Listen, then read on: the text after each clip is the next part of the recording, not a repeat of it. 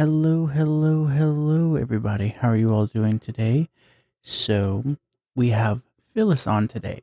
We had a wonderful chat. Actually, I had to stop her halfway through and turn on the recording button because we were just chatting like old friends and it was amazing. I learned a lot about psychology and what's really going on in the world and from her point of view, and we even challenged each other on certain ideals, and I like that. That was a good intellectual tit for tat kind of thing. And I'm curious what you guys think. So when you make it to the end, give me a holler in reviews or messages or YouTube, and we'll go from there. Phyllis, like I said, Phyllis was a great conversation, and let's just get right into it. Welcome to the Josh Bolton Show, where we dive into interesting and inspiring conversations. And now, your host, Josh Bolton. Yeah, that's interesting. So, what's the biggest one you see though that coming up for therapy, like trauma wise? Is it like hurting the inner child and stuff like that? Basically what I think brings people to therapy in the first place is something in their present life is really not working. Relationships aren't working. Their creativity is blocked. Their relationship with their children is suffering. They're having addiction problems or depression or massive anxiety. So it's usually some kind of pain, like when you go to a doctor, something in your body's not working and it's causing pain. You go to a doctor to heal. And I think people go to therapy for the same reasons on an emotional, mental level. And generally, what I have found over the many years that I've been a psychotherapist is that the original wounds happen long ago for most people, like in something in their family of origin, in their conditioning, perhaps in their community. I know a lot of people of color, for instance, have had a lot of trauma in their community, not necessarily in their home, but in their community, being discriminated against as children on the playground, which causes massive trauma. And so it's something in our conditioning that gave us a message that we're not okay, that there's something wrong with us, or that we can't expect to be helped or loved or supported by other people, that we have grown up maybe with role models of conflict resolution that are highly aggressive or violent, abuse, neglect on all different levels. It can be anywhere from just not really getting the love and support and affirmation you need, and just expected to be quiet and behave, to overt abuse in a family or in a community, and exposure to violence and hatred and discrimination. So it can be any of those things, but it's something in our conditioning that leaves us feeling less than. And then as a result of that, most people come up with some kind of way to cope that hasn't really worked for them in their adult life. So, one child who's abused might withdraw and become sort of a loner. But really, we all want love and connection. So being a loner doesn't actually work, but it feels protective. And then at some point, that defense mechanism breaks down, or the defense might be becoming aggressive and starting fights with everyone. But you kind of get what I'm saying, that the combination of what we've been taught about ourselves that isn't positive and isn't constructive or kind or loving, and the coping mechanisms that people develop to try to survive, at some point, for many people, break down. And that causes a lot of pain, but it also is a possibility. It creates the possibility for healing. That's amazing. No, Phyllis, that description you gave of the isolating to the getting angry, that the reason I smiled and kept looking everywhere was me. I was the only white kid on a Mexican campus, so I got eaten Wow. daily pretty much. Right. And then when I went to junior high, being quiet wasn't enough, so I actually started fighting, and I'm a big boy. I hit hard, and that's where suddenly everyone's like, "Oh, he's a monster." So it's like, crap, what do I do now? Kind of thing. Yeah, exactly. And you're doing your best to survive in an environment that isn't supporting you to be your best self and your truest self. And I took that, exactly what you said, because I've seen that over and over and over again in one form after another, working with hundreds of clients over the years, that somehow we develop these coping mechanisms that we're trying to survive with that don't actually bring us the love and connection and belonging and cooperation and valuing that we all deserve, we all need, and we all deserve.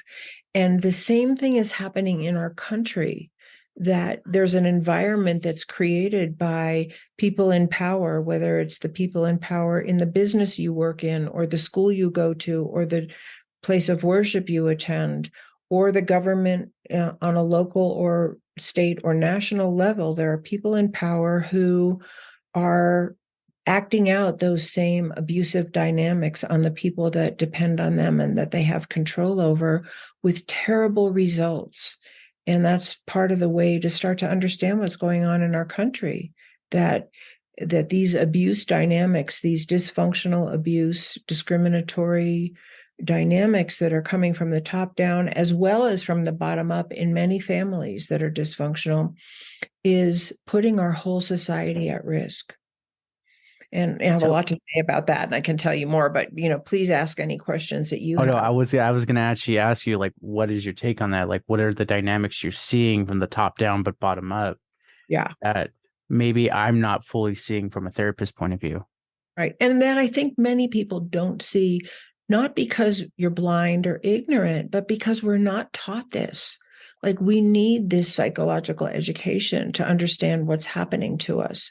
So there's some big ones, and I'll start with one of the really big ones that I emphasize in my book, and that is that in general, and of course there are exceptions to every rule, right? We know that not everybody fits a certain mold of a pattern of behavior, but in general, when people are harmed, when they're abused or discriminated against, or their bodies are violated, or they're put down and made to feel small and unlovable and unwanted by the people that they depend on and the people that have power over them. So here I'm going to talk about an individual family where abuse takes place. And let me just say that from my experience as a therapist, and I think many, many therapists could tell you the same thing, abuse and neglect on emotional, physical, and sexual levels in our country is epidemic. There are many, many people who are being hurt and violated in their own homes by their mentally unwell caregivers and parents. So when that happens to a person, if there's no rescue from the abuse, and if there's no treatment for it, even if a person manages to escape from it, there are two very likely outcomes for people. And again, not everybody fits this mold, but many, many people do.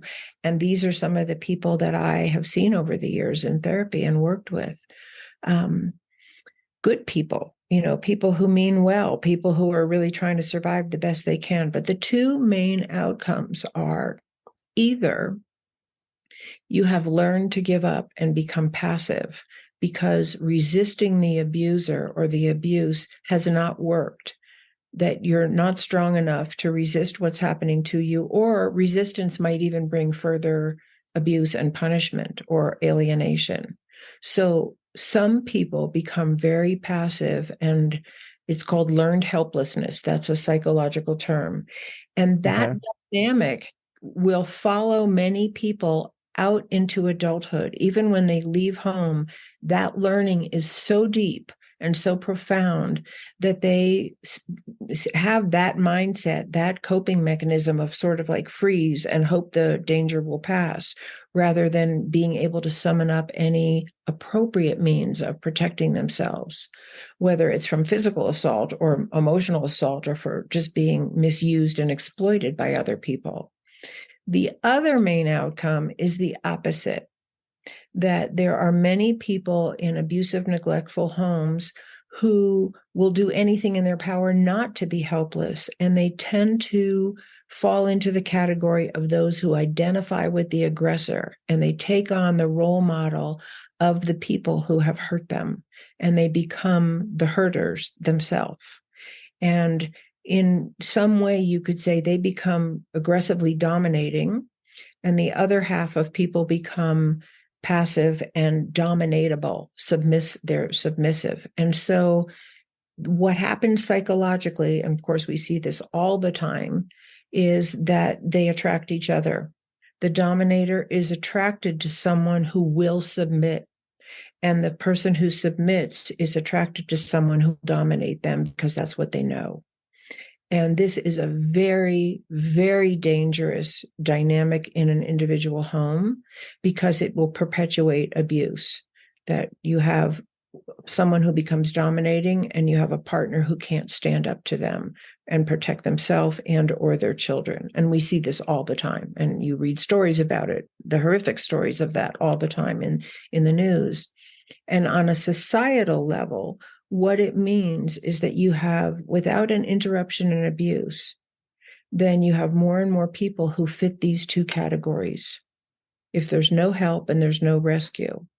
And so if that kind of abuse and neglect is coming down from the top, from the highest levels of authority in our country, where certain people are deprived of resources, they're deprived of justice, they're deprived of equal opportunity, and then you will have more and more people who will fit those two role models. One becomes passive and one becomes aggressive, and you just have this escalation.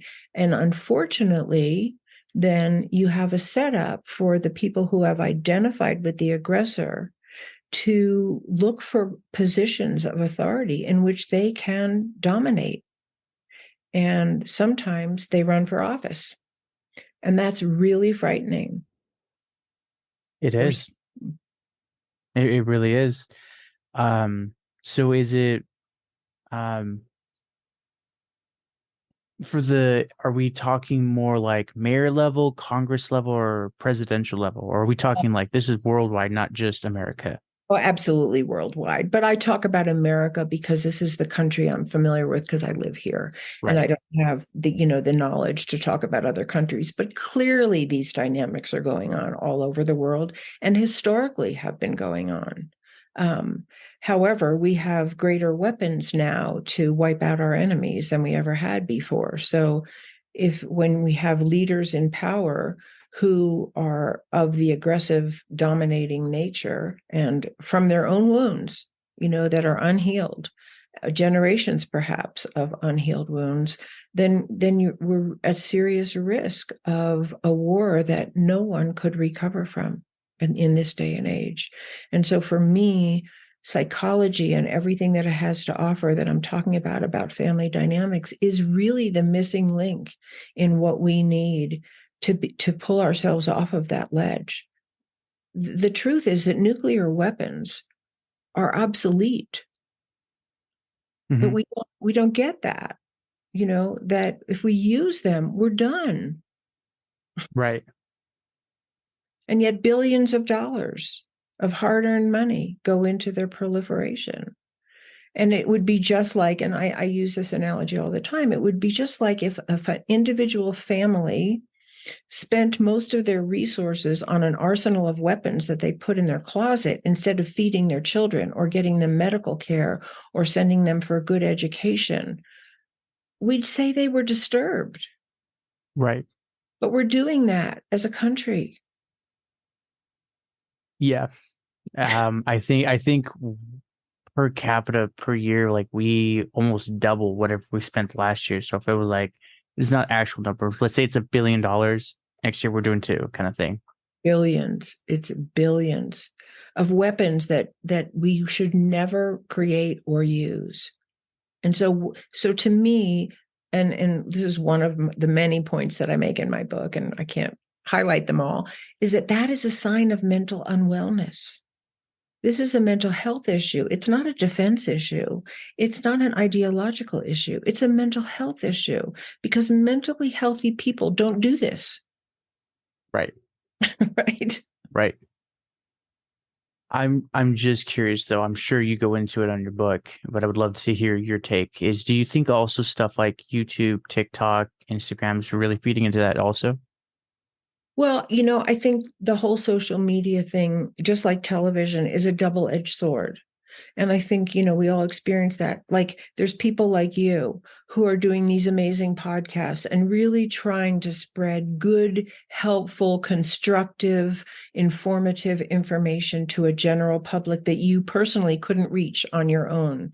Right. And so there are amazing uses for the technologies that we have and the social media that we have. There are certain movies and documentaries that are so amazingly informative and inspiring, and that we need them. I just saw Sound of Freedom. I don't know if you saw that, but I've it's heard about it. I never got around to see it in theater. it's a remarkable movie, remarkable, eye-opening, waking up kind of movie. And so for all the good, there's the shadow side, just like there's the shadow side of every human being, where our unhealed wounds play out. And I think, the desire to dominate, the desire to exploit, the desire to mobilize people against one another, that all plays out in the social media too. And it is very, very of great alarm and concern, and it can be very, very destructive. And it's sort of like, as a population, are we going to eventually, if not now, advocate for the right use? And I don't mean by that like there's a good and evil kind of thing, but the right use of the technologies we have, in the sense that, do they further life? Do they further community? Do they further acceptance and love and valuing and peaceful conflict resolution? Do they further cooperation? Because if there's one thing we need to survive here on the planet Earth, it's coming together to solve our problems. And I think, there's so many, but look at climate change. Are we going to come together to try to figure this out before it's too late? Yeah. And these Yeah. are all psychological issues. This is what psychology addresses. It addresses the hurt between people, the divide between people, the brokenness of relationship and its aftermath. It's amazing. Now that you say it, I've always considered like psychology as one thing, but kind of politics. Yes, it's involved a little bit, but not as deep as you're saying it is. And it's interesting where it's like, it's a good point, because I had a guest back in like March. He's like, global warming is not real. Mm, He's like, it's not real whatsoever. I'm like, why? I said, I live in California. Why is it getting hot almost 1 degree Fahrenheit every year since '08? Like, we're hitting 120s and where I'm at, and that's not normal at all. right. Thing. This is another, and I talk about the different dynamics that you find in dysfunctional and abusive families and neglectful families. And that's one of the dynamics, is outright denial of the facts that you see before you. Mm-hmm. It's, I've had many, many clients over the years who have been terribly abused in their families of origin. And one message among many that I've heard more than once is, the abuser saying to the child, "We're the only people who love you. No one will ever love you the way that we do." And, it's obviously patently untrue, but people get indoctrinated into believing things that are untrue. I didn't hit you that hard. The child might be bleeding, but the abuser says, "I didn't hit you that hard. Stop crying. You're making a big deal out of nothing." And these things happen. And these things happen on a societal level, that people are withheld from. They can't earn a living wage. They can't live. They can't find a place that they can afford to live in that isn't rat infested or cockroach infested. And then they're told that they're lazy, or that they're deficient, or they're inferior, because if you really, pulled yourself up by your bootstraps, you could make it. Not true. Absolutely not true. And Right. again, people that break that mold, but we have. Yeah, there's always the outliers, the mavericks, but those are like Right. few and far between. It's not anything you can base a study on. But yeah, Right. it's true. A lot of people, like I've been chatting with my girlfriend and one of my friends also, and they're both saying like, how are we ever going to afford a house without having to buy a 5 room apart house and then rent out four of them to four other Right, families just to barely get by? Like, right, how are we supposed to do stuff anymore? right. And I think, and then we look at homeless people and we say, you know, there's just this sort of stigma against homeless people when the family dynamic of the family of America is creating massive homelessness. And that's one of the big points of my book, is that we have to look at the family system of the family of America and say, what environment are we creating for all our family members? And then stop blaming them for their symptoms and look at the root causes in the whole dynamic of how the family of America is run. I'm Because just curious. go Sorry. ahead. No, go ahead. No, go Oh no, ahead. I was just gonna say I'm just curious now. A big one I hear, and I'm not gonna like say he's right or right, but right or wrong, it's Adam Carolla's saying that most of our problems in America are because there's no good staple fathers in the house. Do you see that, or is there a bigger, more political dynamic to that? That was I just an think there's a oversimplification. way bigger dynamic to that. I mean, I would love to hear you it can then. say that's a symptom. And of course, our symptoms, if they're not treated, become causes. So I think that's an important thing to know. If you have an infection and you don't treat it, it's going to create more symptoms in your body and it could kill you. Um, Mhm. but what caused the infection is what needs to be treated, right? So it's the same with our psyches. It's like, yeah, there are a lot of fathers who are not taking care of their children or abandoning their families or not paying child support or not being involved or whatever. But what has the family of America been teaching young men? I mean, there's just, I mean, this is a huge issue that I can't address here, but I think and what have we taught about family? Family is actually the bedrock of everyone's well-being.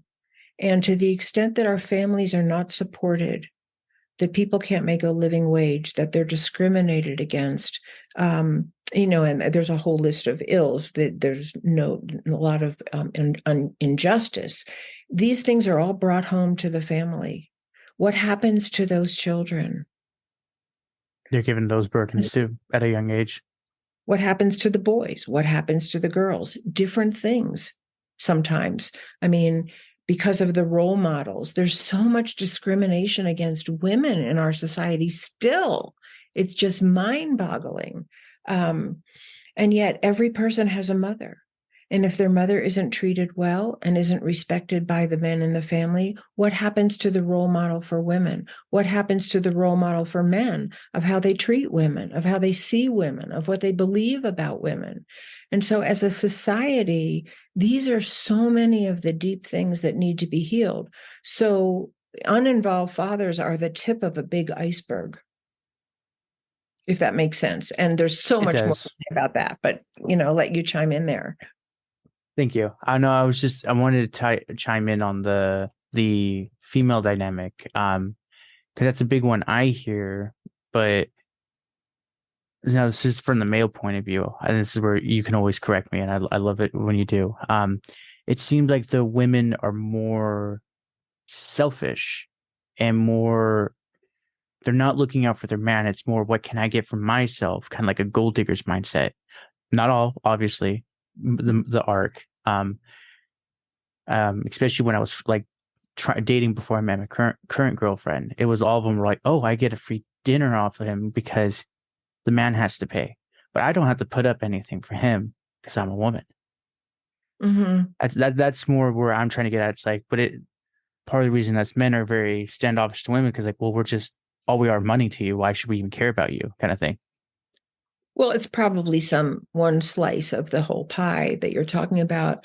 But I Right. guess what I would say as a big picture image around what you're talking about is that historically, women have been subservient to men in many, many cultures and had less rights than men in many, many Right. cultures, and in many places around the world still do.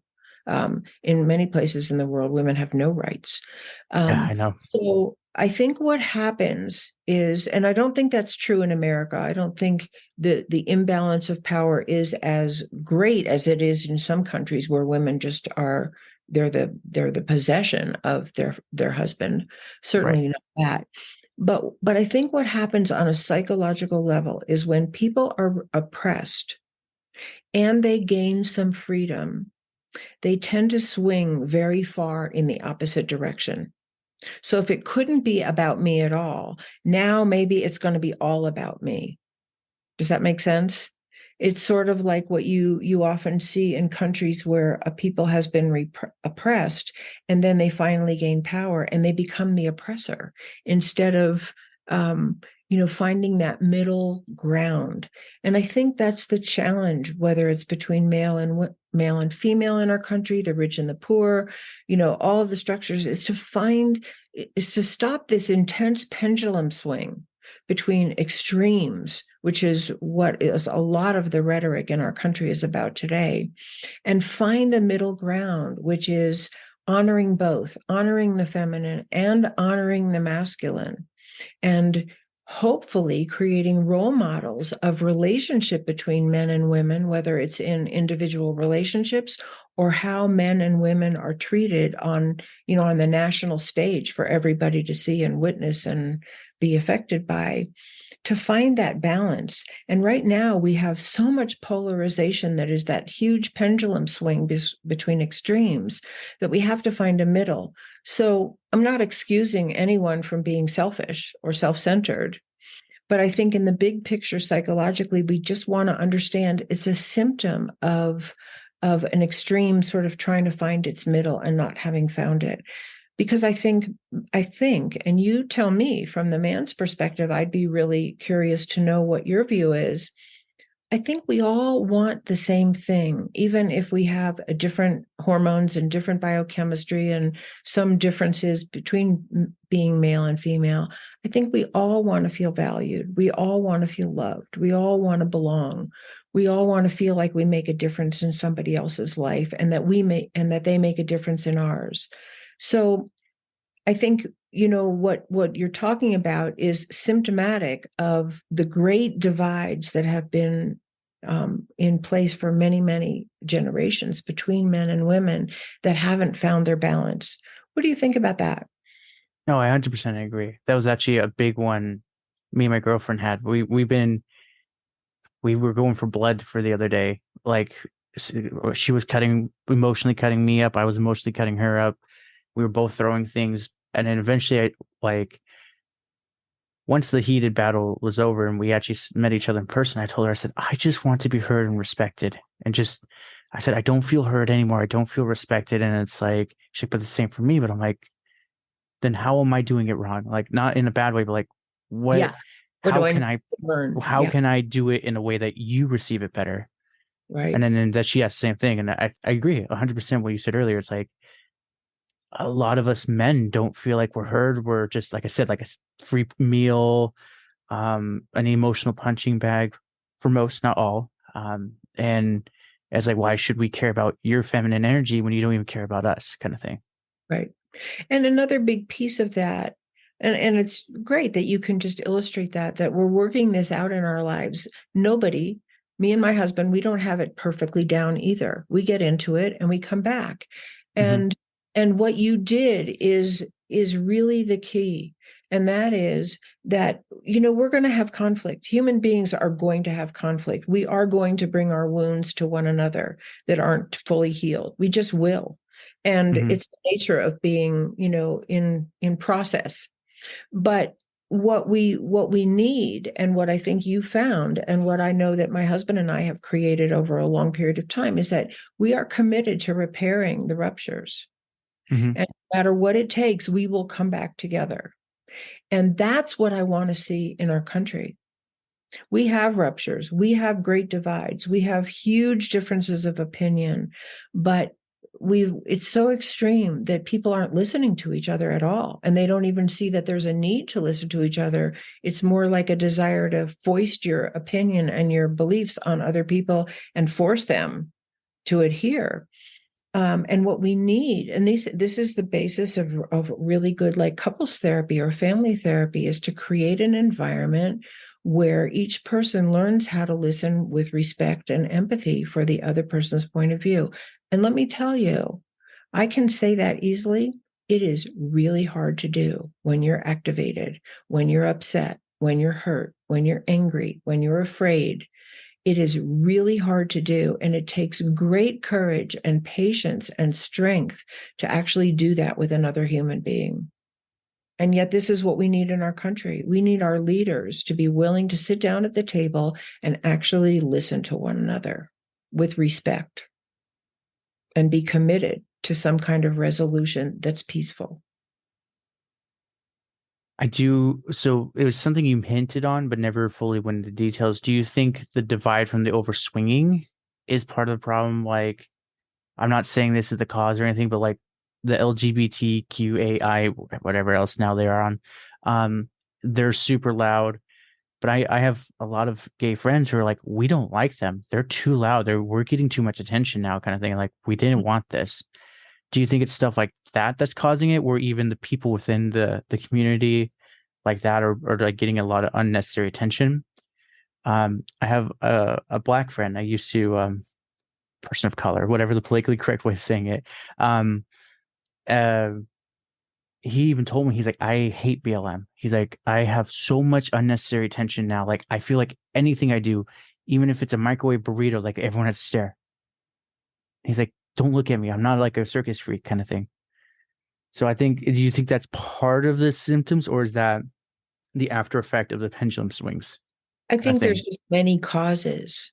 So you probably can't pin it on any one thing, but it certainly could be part of a pendulum swing.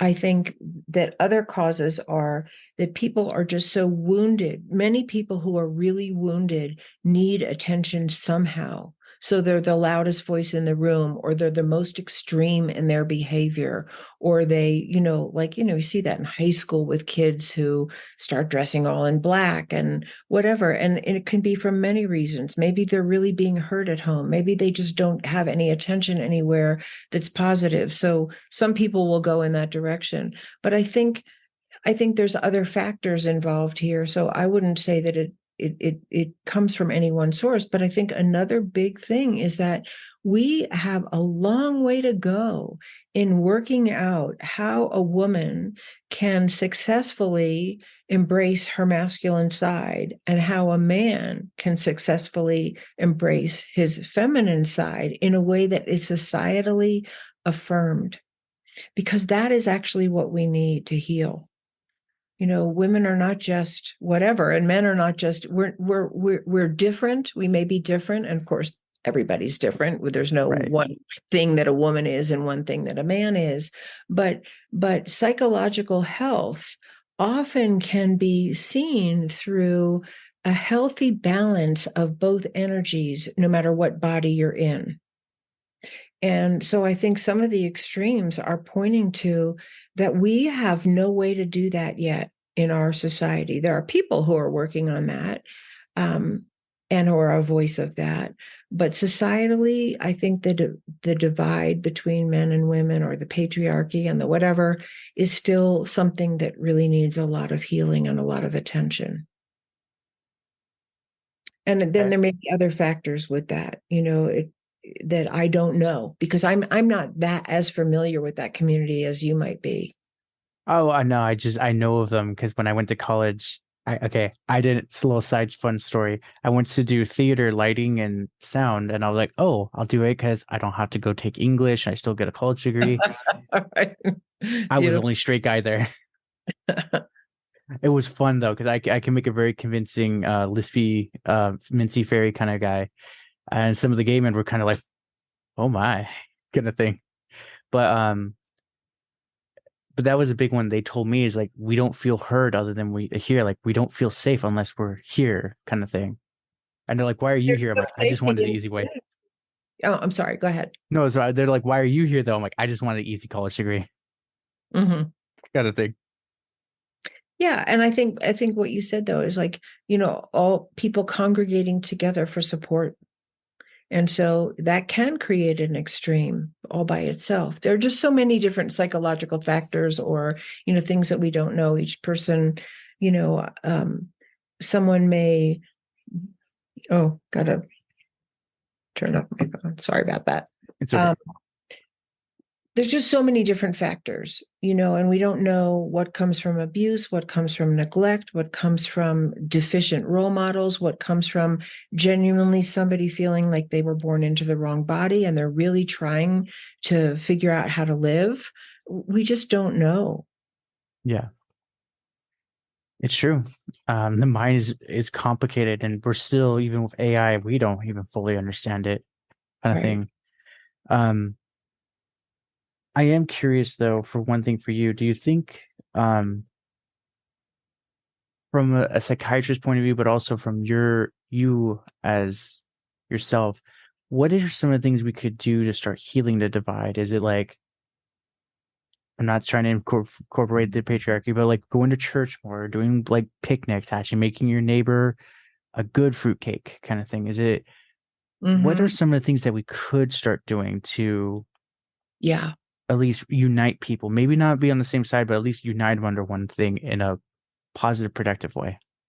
Yeah. I mean, I think some of it comes down to how we just treat people on a daily basis, going out of your way to be friendly to a service person, being nice to the person on the phone that you don't really want to talk to or you need to hang up on because you don't want to buy what they're selling, but you could still be pleasant to them. Right.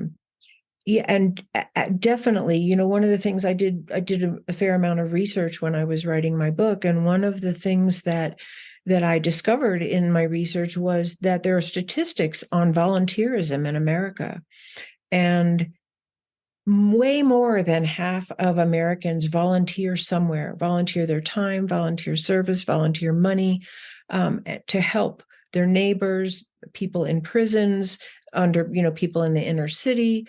There's an incredible amount of generosity already going on in our country, and it's not hitting the news.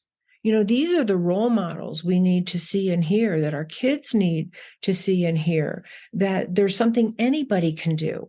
They can, be part of a trash pickup, bring meals to disabled people, feed the homeless. There's endless numbers of ways that people can help their neighbors. You don't have to be a psychotherapist to help people. Love is what heals. Love and care. That's the bottom line of what heals. And I say this over and over again because I see this over and over again. I've seen it in my own life, and I see it as a psychotherapist, that the greatest injuries that people suffer from are the injuries to love and belonging that they suffered growing up somewhere at some point in their life, often in their family of origin. And so their greatest injuries come from abuse and neglect on some level from other human beings, and they can be healed by love and care, empathy, good boundaries, and peaceful conflict resolution by other human beings. And we can all be that. We can all be that. That's beautiful. I mean, I was just raised by my parents. Like, if you see someone on the street, like, I do it when I can. Sometimes I do a pool route now, so I gotta like hustle. But whenever I have time, a couple of days ago, like I saw a homeless guy. I literally bought him an In-N-Out burger because it says, "I'm hungry. Can I get money just for food? I promise no drugs," kind of thing. And I'm like, okay, Wow. I'll just go get him a burger, kind of thing. Beautiful. And he just like literally Beautiful. stopped there, and then it was so funny. This lady rolls up and is like this, and then hands him a 20, and he's like, "No, I don't want your money now." Like I'm good, kind of thing. Like, you're doing it out of pity. I snatched it from her and said, "Okay, just take this so you can get a meal later on," kind of thing. He's like, "Oh, okay." Wow. Wow, beautiful. And we can all do those kinds of things. I mean, you don't have to be a therapist, deeply entrenched in a healing modality. And many people really need that for sure. And Hmm. if some of our billions of dollars and we put them toward helping people heal and building stronger, more viable communities, we wouldn't have some of the mental health issues that we have today. We would not have the mass shootings that we have if people were cared for. We would not. Yeah, it's sad to say.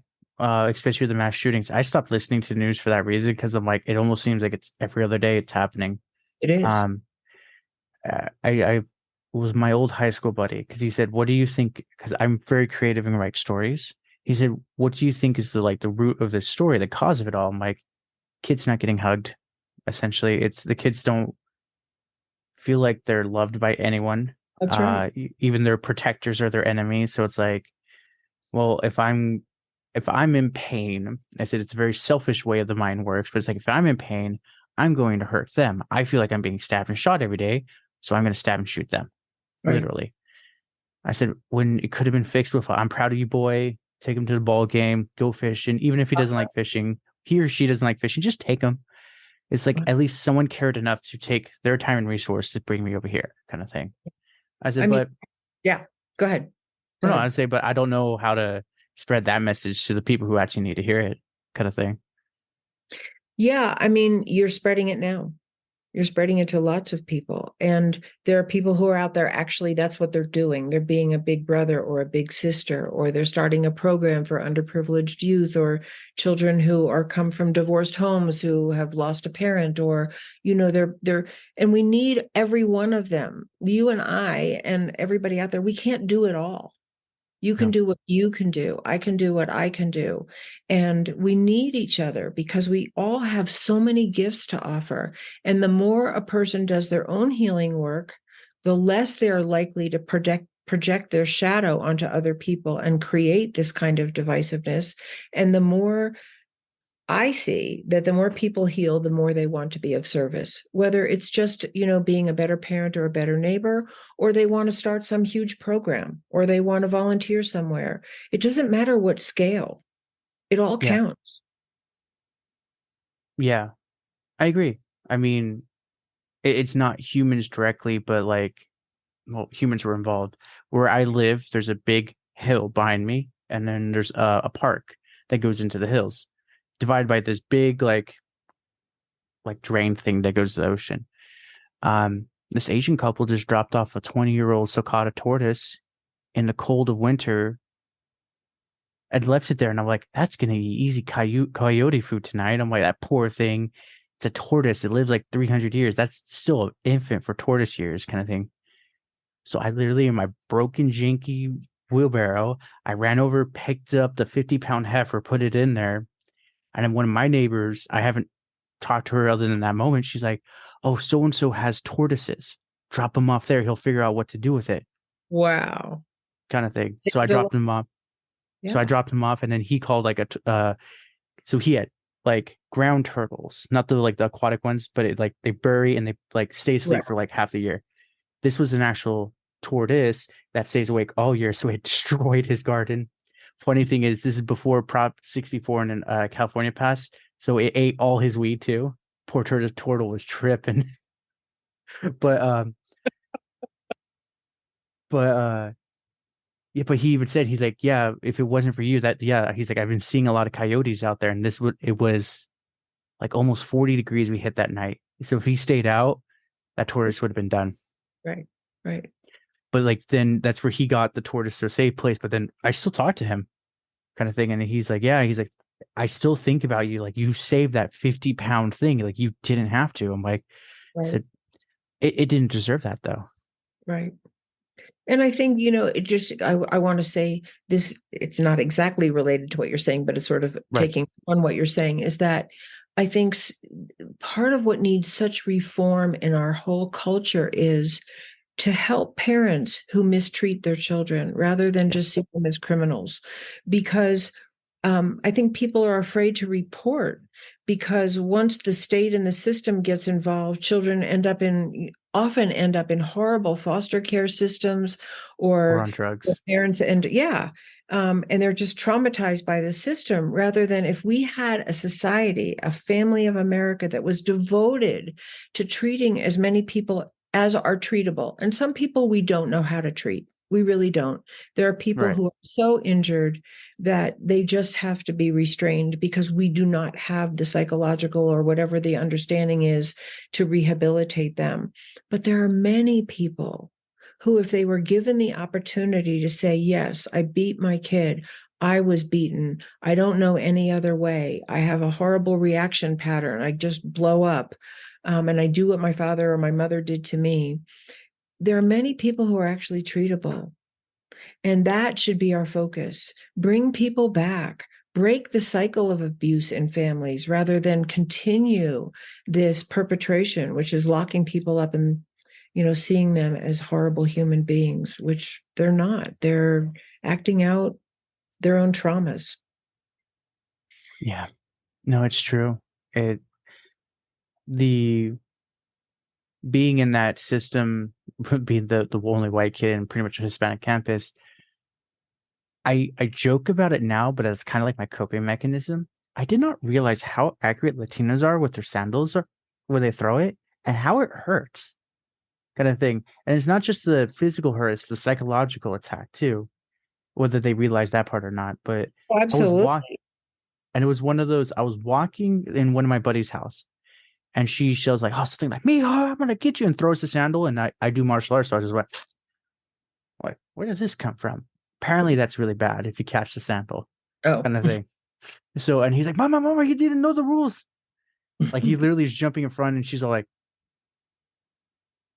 said she makes me a nice taco because she's like, thank you. Like, she's like, I realized after I threw it, I made a mistake. I was like, I play baseball and I do martial arts. I just catch things that move, kind of thing. Mm-hmm.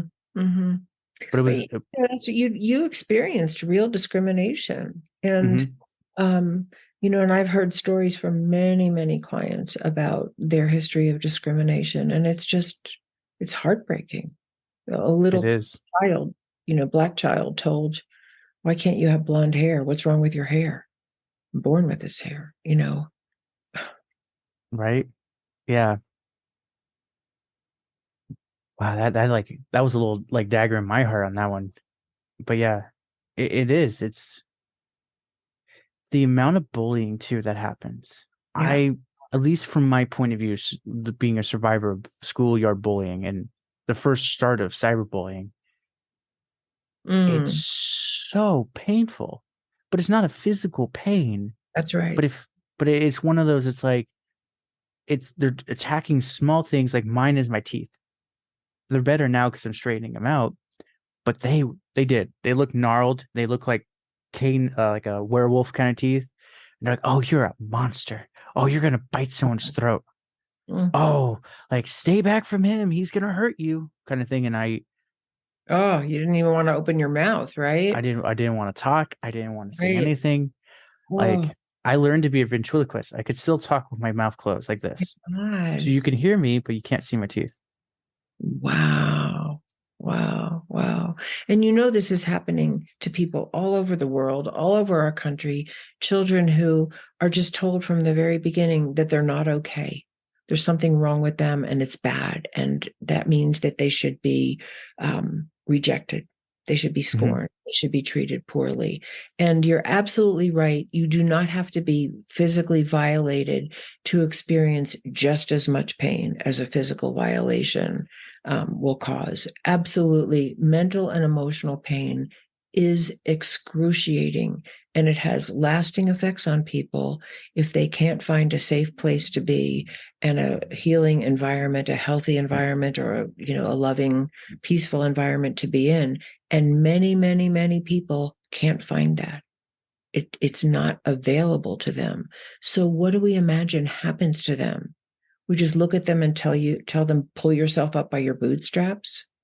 Yeah, that didn't work for me. Ugh. I mean, at 6 or 8 years old, I, it was the '90s when this happened. But I don't know if that really is an excuse or not. But I was exhibiting ADHD, tapping my foot, like do this. Like I did not want to sit still, clicking my pen. Teacher's like, you need to put him on something, sedate him. He's like, he's too much. He's bipolar, kind of thing. Oh, I remember this specifically. I remember walking out and seeing a bird fly right past my face in like a poetic way, like wow. And I walk a little bit. I'm still young, and I look down. And I see a worm dying in front of me. I'm like, oh, that kind of thing. And then I go down somewhere, and I see a kid like teasing a girl and pulling her hair, and went from happy, sad to angry. And they're like, oh, he's bipolar. Put him on drugs. and did they put you on drugs? Yeah. Wow. Wow. And Is it- this is ignorance. This is psychological ignorance. And it really it's tragic for people like yourself who get treated and seen that way. And this is one of the many reasons why I wrote my book, is because I think we're in desperate need of psychological education.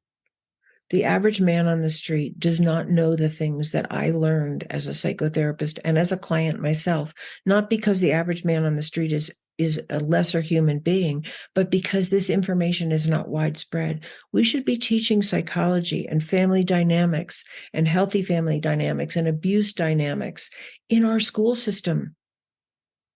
It should but be part of our education. but that doesn't help the bottom line of corporations, because if you're that broken, you're seeking material needs to fill a void. It does seem like it's incentivized to keep us broken because profits are better for corporations. Well, I think that's one of the problems with an abusive system, is that there are tremendous rewards for holding on to power. And that's what we're seeing all over the country in many, many different venues. And I don't think the things that I'm talking about are going to change overnight. I don't think they can change overnight, but I do believe they can change. And I believe that education and healing from the bottom up, if we all do, as many people do their own work and make their own contribution, there are people who are running their businesses differently now. There are people who are running their big corporations on models that are sustainable, that are humane, that are treat people more as equal and valuable human beings and not just replaceable commodities in a huge chain of production. And these models can be proliferated, they can be taught, they can be, there's we have to capitalize on what we have. But yes, I think the incentive for holding on to power inappropriately and not taking in the impact of hurt that so many people suffer as a result of that imbalance of power is part of the problem that needs to just keep coming to light and coming to light until more and more people are operating on a different system. That's why it'll take time. Oh, it will. I mean, I've seen quick turnaround. I, Mhm. I'm gonna say, before I even start that story, how long do I got you till? I'm good. So you just tell me when I don't have something right after this. So Oh, okay, that's what I was worried about. right, no, Um, I'm good. uh, so I worked security in California. There's this farm area called like Chino.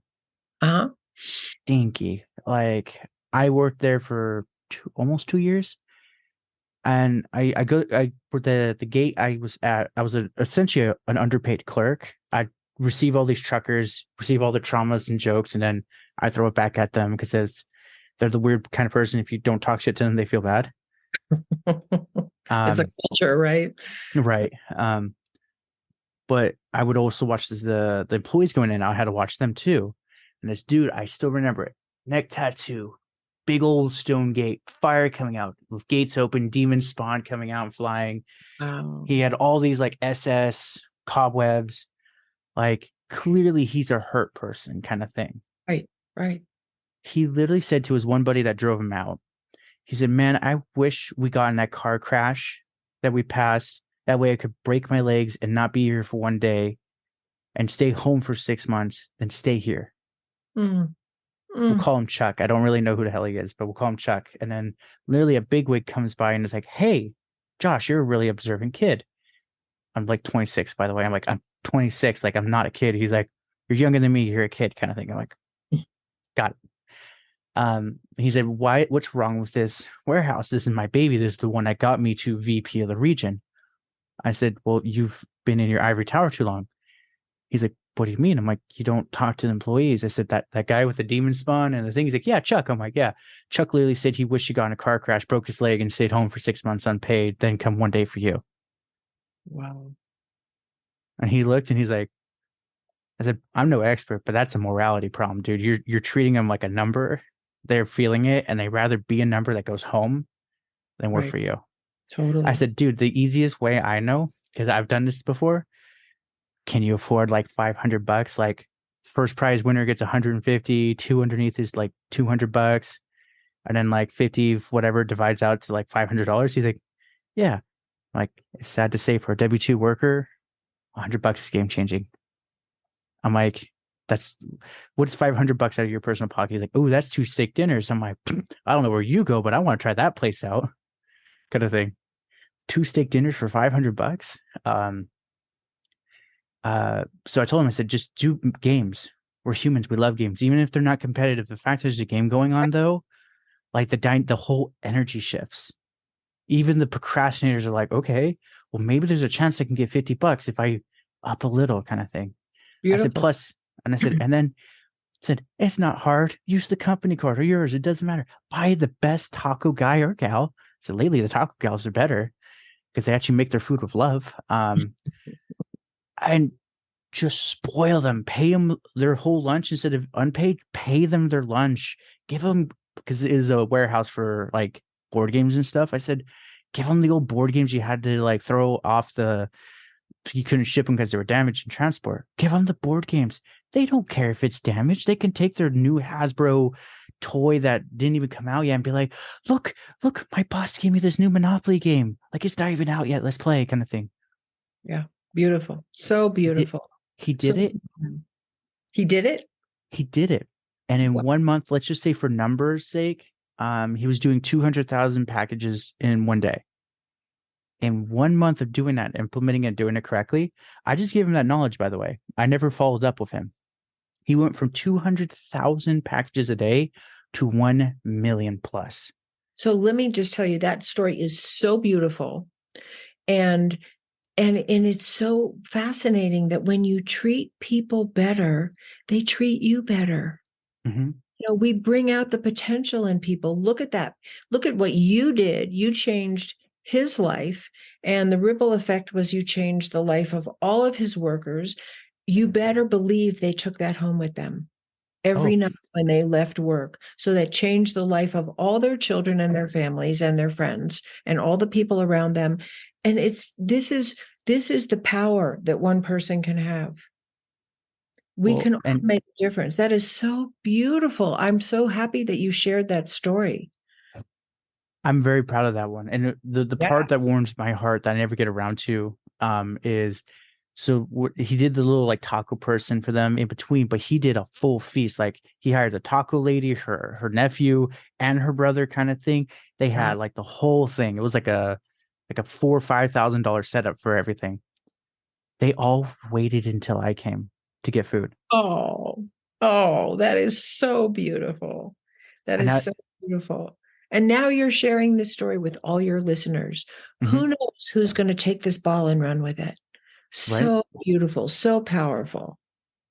And that's where they all said it to me. Like, when they did the raffles, one of them, I never officially won the raffle, but essentially it was, I guess, because of the extra $100, he was able to buy his daughter like her special Barbie that he could never afford. Wow. She's so happy now that she has her special Barbie. It's funny now, like the Barbie movie came out. This was long before it, but Yeah. um, he said, pick any toy you want. He's like, this is what I can give you, kind of thing. You made my daughter's life better. I want to give you something. And I said, well, I've never tried that Monopoly Star Wars one over there. He's like, I want that one for Josh. The lady came over, like all of them, like any leftovers, they gave me like 15 toys to go home with.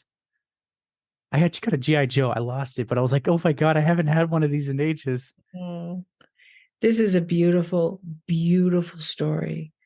And again, I just want to reiterate, you don't have to have any special training. You don't have to have a lot of money. You don't have to have anything to do what you did, except the desire to share love and humanity with other people. Well, and the wild part is because I was just a security guard, so all the crazy part is all the truckers started memorizing my days and times.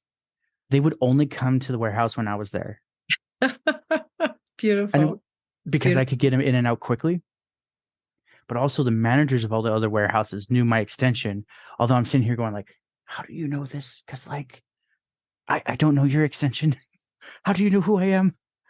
But they all were asking me like, what did you do to make warehouse number 6 the top dog when it was the laughing stock of the whole warehouse yard? And I Wow. would just tell them like, it's Wow. literally just treat him like a human. I gave him the basics. So suddenly that whole, I don't know if they're still doing it because obviously there's new managers and all that, and they come in with their agenda. But for that time while I was there, that whole place was pumping like crazy.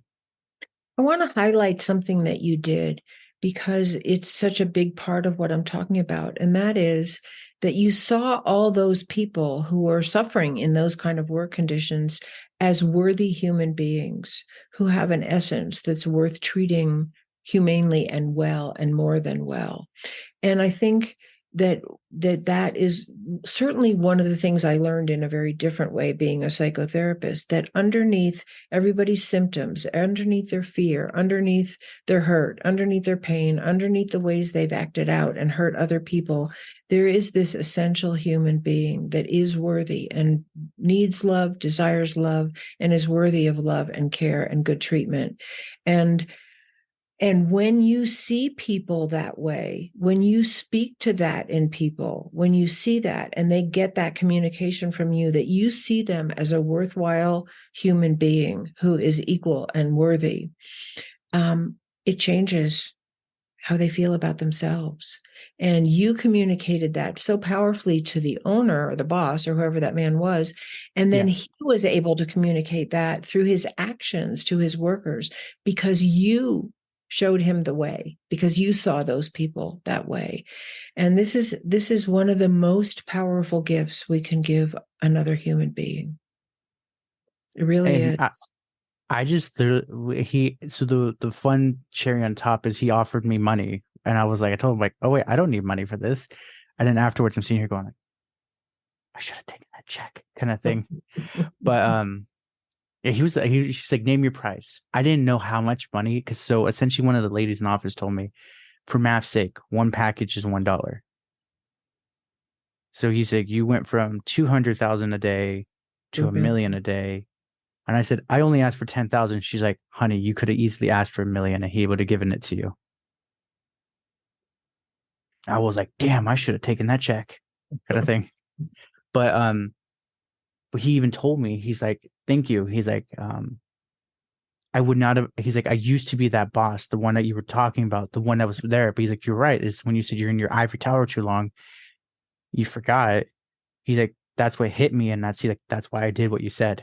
Mm-hmm.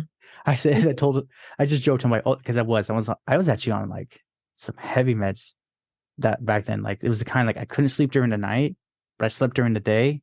Mm. But then if I took like, it was weird. Like I would sleep drive home, and then like halfway, it was like a 30-mile drive, and suddenly halfway through, I'm at the mountains. I'm like, oh crap, I was asleep the whole time, kind of thing.